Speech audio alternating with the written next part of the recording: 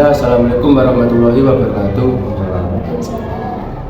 Jadi di sini saya dari kelompok 5 akan melakukan wawancara kepada salah satu tenaga pendidik di SD Negeri Sumbersari 3. Jadi sebelumnya perkenalkan, nama saya Priya Mitra. Saya Nadila Mufiidah. Saya Mazudan Gandhi.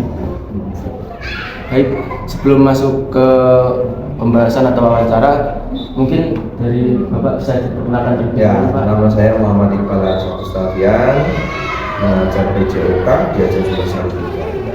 Untuk pengajaran juga berapa lama? Saya masuk di sini 2020. Ya, 2020. Kalau sebelumnya di sekolah. Baik, Pak. Di sini saya menemui Pak Waguna. Kita mungkin untuk membahas tentang kurikulum di Indonesia sendiri. Kalau boleh tahu di SD sini untuk kurikulumnya itu sudah menerapkan kurikulum Merdeka atau masih kategori? Semuanya. Sudah Ya, semuanya. Kalau untuk di SD Sumbersari 3 itu di kelas 1, 2, 4, 5 menggunakan kurikulum Merdeka. Kelas 3 dan 6 menggunakan kurikulum 2013. Kenapa kok berbeda? Karena memang tertahap untuk penerapan kurikulum Merdeka.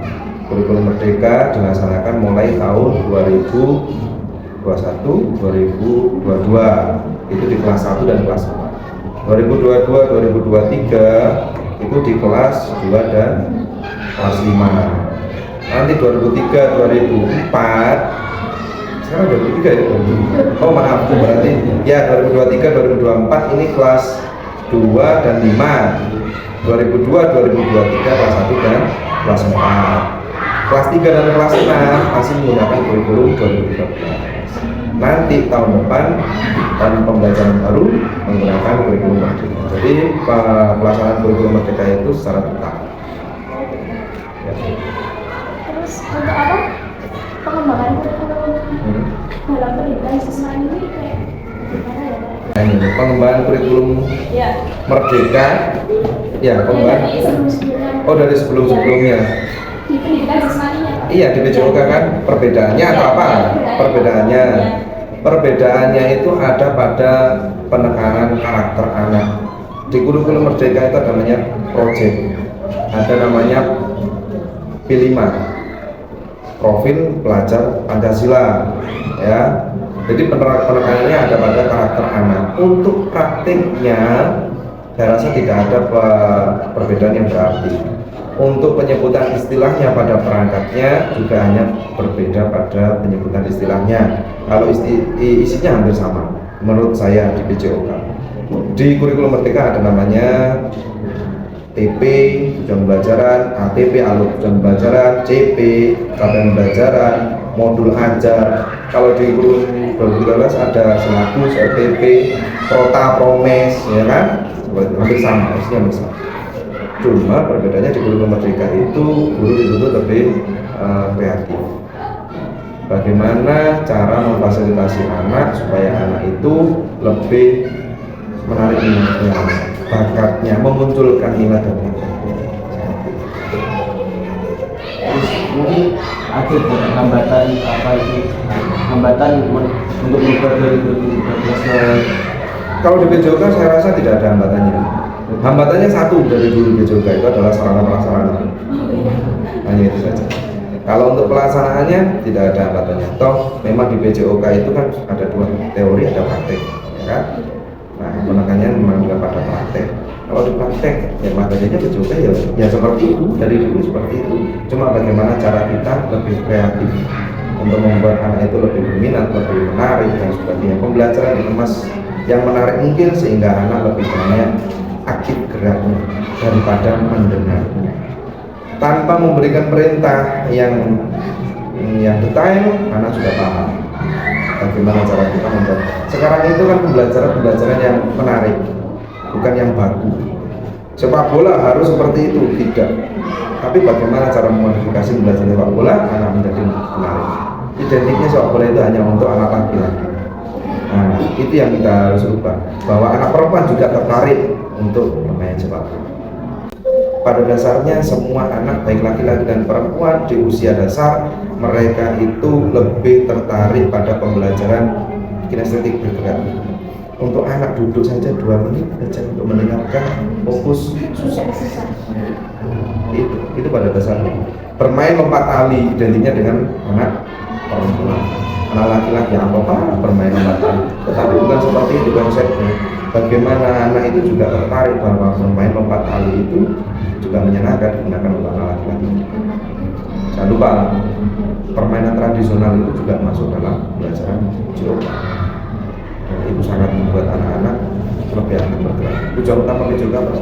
Anak-anak bergerak, kebugaran jasmaninya akan terjaga. Itu yang pertama. Jadi kalau di kurikulum merdeka untuk guru berarti dituntut lebih kreatif, lebih kreatif lagi. Banyak bahan ajarnya, banyak sumber belajarnya. Sekarang sudah tidak zamannya untuk pemanasan 1, 2, 3 hanya nekuk dan sebagainya, lalu pemanasan lari putar lapangan 5 kali, tidak. Bagaimana cara kita membuat permainan yang membuat anak bergerak tanpa disadari itu adalah pemanasan. Anak disuruh lari keliling 5 kali mungkin sudah bosan, males, enggak tertib dan sebagainya. Tapi kalau anak kita buat untuk permainan tradisional, mungkin contohnya saja engklek, contohnya saja bermain karapan sapi, contohnya saja bermain benteng-bentengan, gobak sodor dan sebagainya, ini menjadi untuk alat untuk pemanasan juga kan. Itu dulu lebih baik. Nah, untuk tadi kan kata Bapak hambatan itu bisa solusinya untuk Bapak itu gimana? Modifikasi, Mbak. Iya. Modifikasi. Bisa apa lagi? Modifikasi itu kan ada modifikasi pembelajarannya, modifikasi olahraga kan. Nah, dimodifikasi kan tidak hanya modifikasi itu kan, modifikasi olahraga itu kan ada sarana-sarana yang dimodifikasi, ada aturan bermain yang dimodifikasi, ada cara aturan dalam pelaksanaannya yang dimodifikasi dan sebagainya. Ya, kalau memang di sini adalah sarana-sarana yang kurang memadai, tidak mencukupi, ada tapi tidak mencukupi. Contohnya saja dalam satu kelas ada 28 anak, kita memiliki bola hanya 3, dan mencukupi kan? Kalaupun kita bagi per kelompok, itu bisa dibagi kelompok 5 kelompok masing-masing 5 orang 25, kita bolanya 3. Yang 2 bagaimana? Ya cara kita modifikasi. Contohnya saja permainan bola kecil, kasih, bandes, kita hanya memiliki bola 3. Sudahlah, kita buat modifikasi. Apa itu? Bola dari kertas yang kita buat sedemikian rupa seperti bola basket. Tadi sudah saya sampaikan juga bola basket. Kita tidak punya ring di basket, ya kan? Iya. Tapi bukan berarti materi terus kita langkai, kita tinggalkan itu. Kita sampaikan syuting itu seperti ini. Harusnya ada ring basketnya. Artinya apa targetnya? Kita bisa menggunakan bola. Kita bisa menggunakan tempat sampah. Ya, seperti itu. Lompat jauh, kita tidak punya bak lompat. Bagaimana? Ya kita bisa menggunakan puzzle, ya kan? Lalu kita bisa menggunakan kardus. Ya kita harus pintar-pintar kreatif untuk modifikasi alat. Berarti sebagai guru pendidikan jasmani juga itu kembali lagi harus kreatif. Iya, harus kreatif. Harus kreatif. Kalau semua masalah ini tidak Memadai. jadi dari kita itu Harus kreatif, iya harus bisa kreatif. modifikasi. Kan kita dulu waktu kecil nggak punya raket, main bulu tangkisnya pakai apa? Pakai piring ya, piring seng, tengnya kan juga kan gitu. Gerakannya sama, imajinasinya kita yang itu juga bisa. Bola voli kalau di SD itu kan bola voli. Kita harus lebih kreatif lah.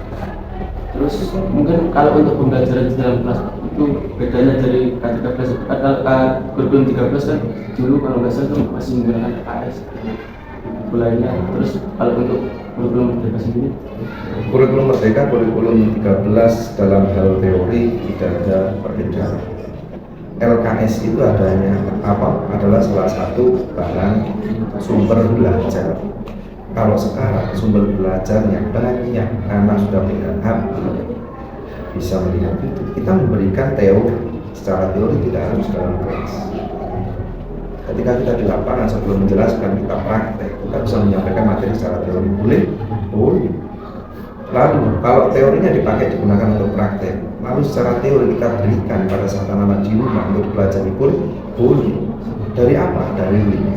Kita kirim. Tadi permainan bola basket, kita kirim saja di YouTube. Karena enak daripada melihat film, ya lihat aja. Filmnya bola basket. Masuk ke dalam teori, boleh masuk. Nanti kembali ke sekolah, kita bahas. Anak-anak kemarin sudah melihat apa belum videonya untuk bola basket? Kalau belum, kita tayangkan ulang. Boleh nggak? Jadi sumber belajar itu sekarang tidak hanya guru, tidak hanya buku. Sumber belajar apapun bisa. Terkadang anak melihat guru ini syuting, melihat guru ini dribbling, semua kita kasih dulu. Mungkin menjadi anak tertarik dari sana, kita juga buka. Yang penting kita munculkan minat anak. Anak yang bergerak.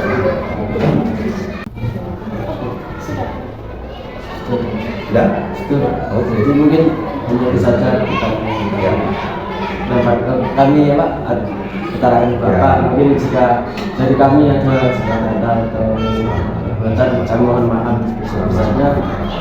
Terima kasih atas waktunya Pak. Sama-sama. Terima kasih Pak. Assalamualaikum warahmatullahi wabarakatuh. Waalaikumsalam.